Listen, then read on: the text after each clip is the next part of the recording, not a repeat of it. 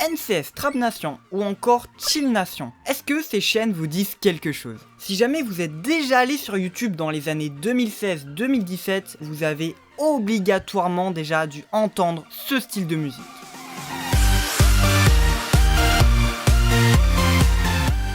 Aujourd'hui, on va parler de ces fameuses chaînes libres de droit qui ont permis à des milliers de créateurs d'utiliser ces musiques dans leurs vidéos. Si tout comme moi à l'époque sur YouTube, vous regardez pas mal de vidéos style Minecraft, les vidéos GTA 5, toutes les vidéos un peu gaming sur YouTube dans les années 2016-2017, eh ben il y a de très grandes chances que certaines de ces musiques vous ont marqué. On va donc essayer de revenir là-dessus pour essayer de voir ce qu'il en est aujourd'hui. On va voir les personnes qui ont créé ces musiques et on va aussi voir ce que sont devenues ces chaînes-là. Alors bienvenue sur ma chaîne Fidéo et aujourd'hui on va faire un format un peu particulier. Même si en soi ça reste la première vraie vidéo de la chaîne YouTube, je pense pas que je vais refaire ce genre de contenu très souvent. Mais voilà, j'avais envie de tester un truc comme ça, mais vous inquiétez pas, après ça va revenir sur un format comme je l'avais annoncé, plus des conseils dans l'audiovisuel. Enfin bref, j'avais envie de parler de ces chaînes de musique qui pour certaines ont dépassé les plus de 30 millions d'abonnés. Mais tout d'abord on va revenir au point de départ et on va essayer de comprendre pourquoi ces chaînes ont été créées. Alors voilà, les chaînes de musique libre de droit comme ça, il y en a principalement 3. Donc aujourd'hui on va beaucoup parler de NCS, mais il y a aussi toutes les chaînes en nation, il y a Trap Nation qui est la plus connue, Chill Nation, Rap Nation, R&B Nation, enfin bref il y en a plein comme ça. Donc ces chaînes elles se sont créées quand même assez tôt. La toute première ça a été NCS qui s'est créée en 2011 et Trap Nation qui a vu la première chaîne créée en 2012. Alors ce qu'on peut retrouver sur la plupart de ces chaînes, en tout cas surtout sur NCS et sur Trap Nation, c'est l'animation pendant les musiques. NCS c'est un petit cercle animé qui en fonction du genre de la musique n'est pas de la même couleur et en fonction des fréquences de la musique bouge et donne un effet un petit peu stylé. Et du coup c'est vrai que les chaînes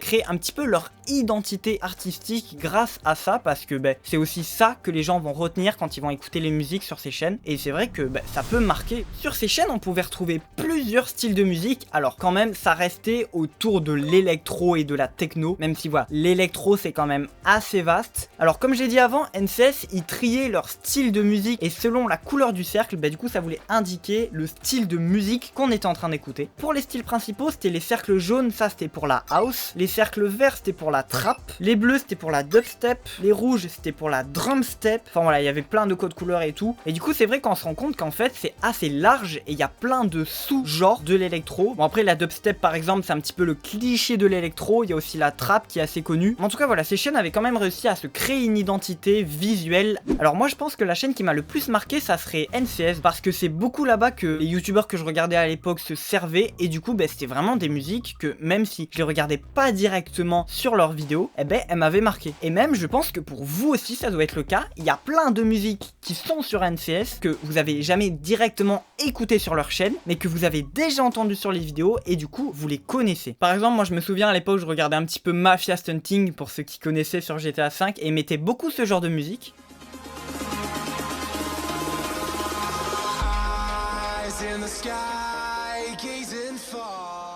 Et aussi je me rappelle de vidéos Minecraft où ils abusaient de ces musiques là. C'est génial, c'est complètement génial et on va arrêter tout de suite la musique parce que ça va commencer à devenir fort.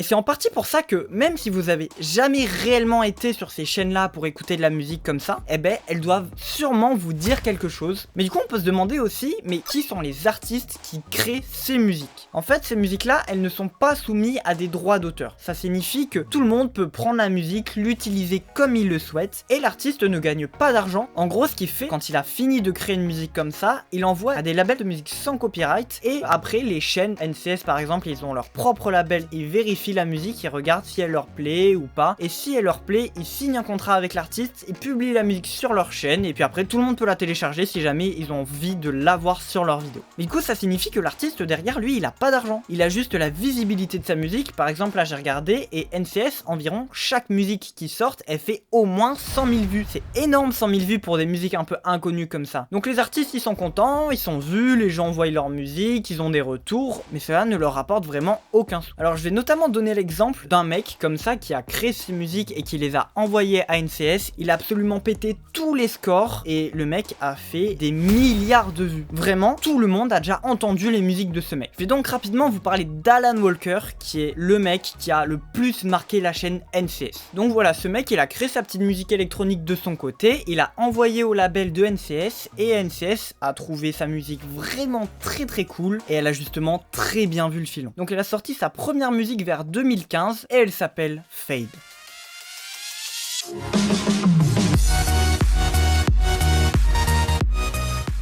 Cette musique, absolument tout le monde l'a déjà entendue, c'est obligatoire. Et dès qu'elle est sortie, vraiment, elle a pété tous les scores. Ça a été très vite la musique la plus vue de la chaîne de NCS. Puis quelques temps après, il en a sorti une autre, puis une troisième. Donc il y a Force et Cycle qui, elles aussi, sont très connues.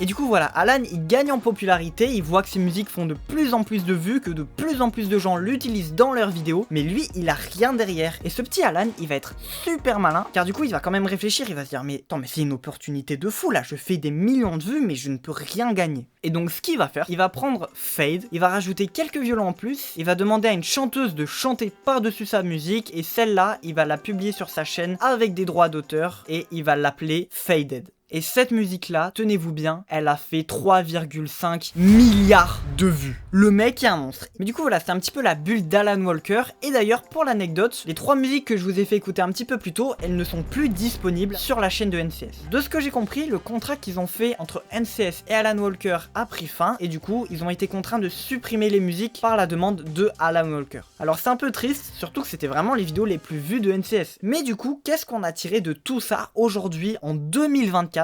Quelles sont les marques et qu'est-ce que ces musiques ont laissé comme empreinte? Alors c'est vrai que du coup ces musiques on en entend beaucoup moins parler. Les musiques un petit peu comme ça, électro, libre de droit, ça a beaucoup baissé en popularité. Maintenant les youtubeurs ils utilisent plus des musiques avec des instruments ou alors des musiques plus chill, un petit peu lofi, enfin voilà, c'est plus trop la mode des musiques électro. Mais quand même cette petite période elle a influencé pas mal de gens à ce style de musique électro. Et d'ailleurs je connais quelques personnes qui après ces musiques NCS ont continué de rester dans ce délire un petit peu techno-électro et qui encore aujourd'hui écoutent des musiques électroniques. Et c'est vrai que même moi j'ai été un petit peu influencé là-dessus. Bon alors c'est vrai que je me suis un petit peu détaché de ça parce que ouais, vers fin collège, début lycée, je me suis plus orienté vers du rap. C'était un petit peu le standard quoi. Mais c'est vrai que ces derniers temps je me dirigeais un petit peu plus vers de l'hyper pop ou de la digicore. En gros je dirais que c'est un peu un mix justement entre le rap et la techno. Si jamais vous savez pas trop ce que c'est, il y a par exemple Winter Zuko, Abel31 ou Jetsiko qui vraiment, ces trois là, je kiffe vraiment ce qu'ils font. Et je pense même que je vais faire une vidéo sur ce style de musique car je trouve ça vraiment incroyable.